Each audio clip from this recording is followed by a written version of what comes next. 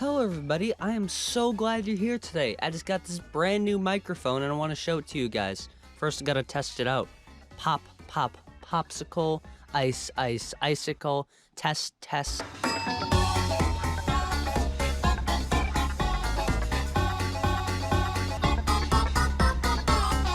Before I begin the review, it's my understanding that the majority of people seem to enjoy this show, which is perfectly fine. It's fine if you disagree with my opinions here, but I hope I can vocalize them well enough so that way you can at least understand where I'm coming from. Netflix anime has always been kind of hit and miss for me. While there's always been simply fantastic series like Devilman Crybaby and Castlevania, every now and again there comes along a Netflix anime without the sophistication, tact, style, characters, or really anything that people come to an anime for. So today we're going to be talking about the show Aggretsuko, and with an intro like that you likely already know my opinion on it. I know I've been nothing but negative so far in this review series, and I do plan on doing a positive review next time, but for now let's take the piss out of another show.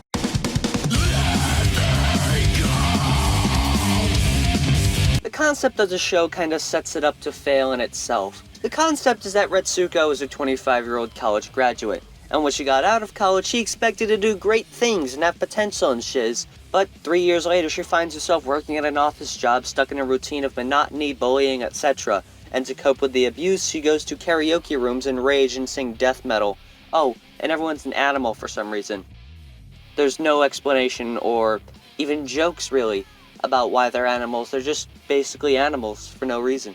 The ultra-simple concept of the show would be best suited for comedies, so that the writers could be focused more on making jokes. However, this show doesn't really seem to go that way. I think they're trying to go for the style of comedy in shows like American Dad or Bob's Burgers, where the comedy stems from the interactions between the characters. And while there is definitely a lot of interaction between characters in the show, it almost seems like they forgot to add in actual jokes. There's a lot of talking in the show, but rarely is any of it actually useful. For example, in the second episode, Retsuko begins thinking she's a pushover, so she asks her friends, and no joke, 3 times the exact same conversation and dialogue occurs. Not only is that really annoying to reiterate the same information again and again, but it goes against the #1 rule of writing. Show, don't tell. And I'll elaborate more on that later. From me describing that concept, you probably already know how the entire plot is going to play out. Retsuko's a pushover who deals with the stress of her life more and more as it continues to build up higher and higher until she snaps. It's insanely predictable. Because not only have we seen this plot in many 11-minute long cartoon episodes, because that's really the runtime that kind of plot is suited for, but now we have that concept stretched over 2.5 hours. In the first 4 episodes, absolutely nothing happens, and I know many critics say that out of hyperbole, but other than some basic exposition that should have been shown in the first episode, it's told several times again and again. No comedy, no interesting plots, just nothing.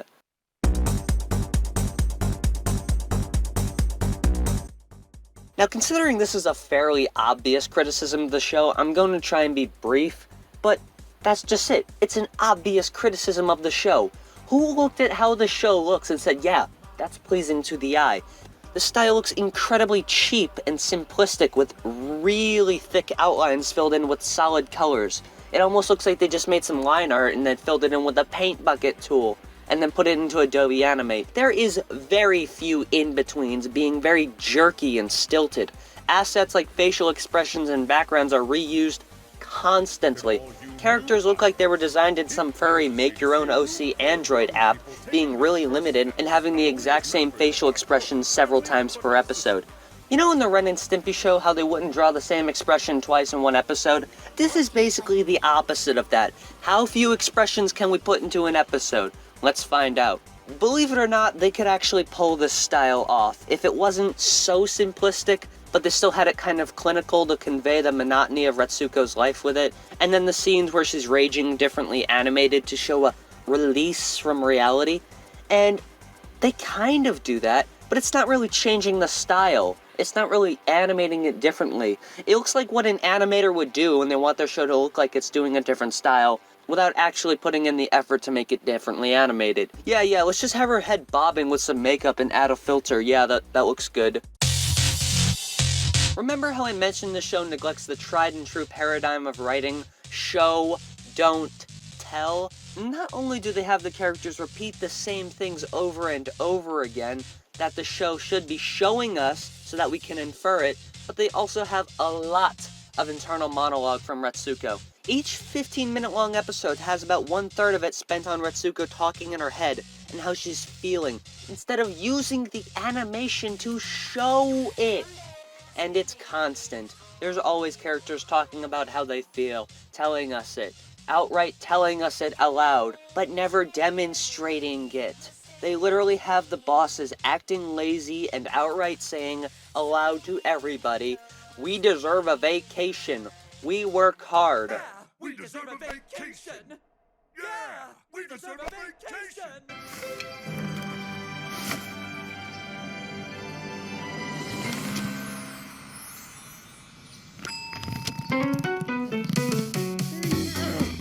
How are you acquainted with a happy couple? We're friends of the bride. I'm giving them 30,000 yen as a wedding gift. I had to work my butt off to earn that. It's 30 grand! I'm not gonna lie. I wanna keep it. I wanna keep it!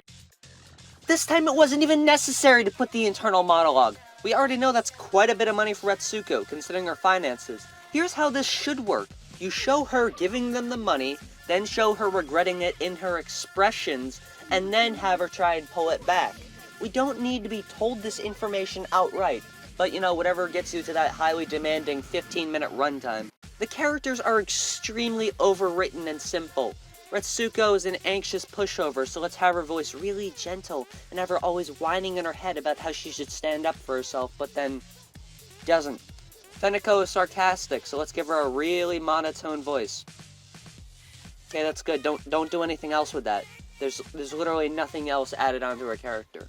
Tone is a selfish, entitled boss, so let's have him always talking about how he's better than everyone. Haida, he's... Fuck, what even is Haida? Is he even a character? What does he do in this show? Now, the voice acting is actually pretty appropriate for most of the characters. I will give them that. I know I was just complaining how it's so on the nose and pinpoint with it, but it's appropriate. However, with that being said, some characters do have oddly inappropriate voices for their roles. Haida has a weird voice that kinda reminds me of Adam Conover for some reason. Women, that's what I meant. But if you think about it, work's no walk in the park for guys either. It doesn't fit his character design. I'd expect a more calm, logical, and deeper voice out of a character that looks like this. However, the absolute worst voice acting in this show comes from this hippo character. I don't know her name, but it's this hippo character. Now, with other voice acting roles, they're voice acting. They're acting. But for this one, it sounds like they're not even trying to really make their voice sound different. He's just adorable, let's go. Don't make me say it. I knew you agree with me. It sounds like something someone would do nonchalantly while they're out in public and they're trying to mock someone. By talking like this. I'm gonna talk like this. This is changing your voice, right?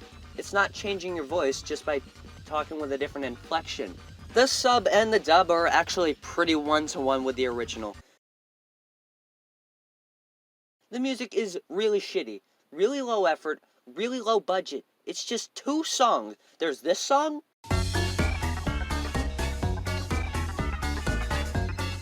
and there's this song. Now, the first song I played is fine enough, but they play it all the time. Like, literally every episode. It's like 7 minutes of this song, non-stop. And during the rage segments, they play this really, really generic metal music. It sounds like the person who composed this song never actually heard a single metal song in their life, and they're just trying to be like, thinking that it's actually how metal sounds, even though it's not really. It's just so generic, very reminiscent of the Mr. Pickles intro.